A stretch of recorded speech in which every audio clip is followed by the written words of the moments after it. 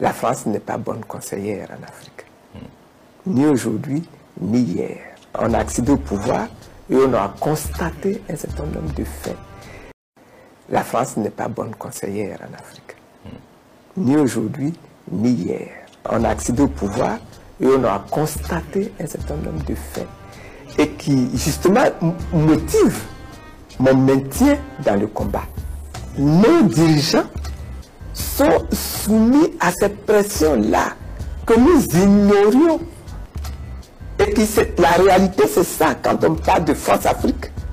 C'est une réalité. C'est une réalité. C'est une réalité. Et quand vous découvrez ça, vous êtes étonné. Mais vous êtes dans la contrainte. Je vous donne un autre exemple. Pendant longtemps, ici, là, dans nos pays de l'Afrique francophone, même l'ordre du jour du Conseil des ministres, il fallait le soumettre à la France. Et c'est la France, c'est le gouvernement français qui vous dit, dans votre ordre du jour, traitez cette question. Ne traitez pas telle question. Et si vous traitez telle question, traitez cette question-là dans ce sens. Et les chefs d'État africains ont exécuté ça pendant des années. Et ceux qui ont refusé d'exécuter ça, soit ils ont été tués rapidement, soit ils ont fait l'objet du coup d'État, dont le président Gbagbo a fini par être victime d'un coup d'État ici. C'est ça. C'est une réalité contre laquelle aujourd'hui il faut se battre, il faut continuer de se battre. Mais en attendant de gagner cette victoire-là, il y a des choses que les chefs d'État africains ont été obligés de faire. Il faut rompre les accords. C'est la seule façon d'avoir une armée indépendante et se construire, être fort.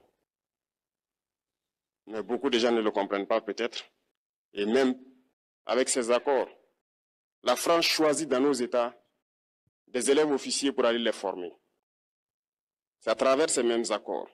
Mais en réalité, ces officiers qui partent se former pour la plupart, pour la France, ils viennent pour servir l'État français dans leur pays. Ils ne viennent pas pour servir nos pays. Ils les forment pour qu'ils viennent servir les intérêts de l'État français. J'en veux pour preuve.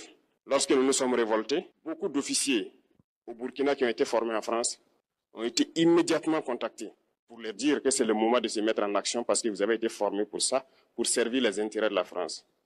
La plupart de ces officiers nous ont rendu compte, nous avons pris acte et nous continuons de suivre.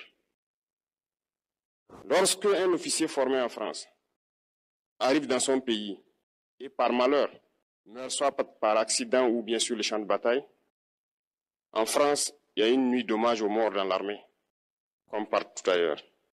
À la nuit d'hommage aux morts, on cite le nom de l'officier en question et on dit « mort pour la France ». Il ne le forme pas pour servir son pays, il le forme pour servir leur État. Et dans beaucoup d'États africains, il y en a plein de ces officiers. Combien sont patriotes, Dieu le sait.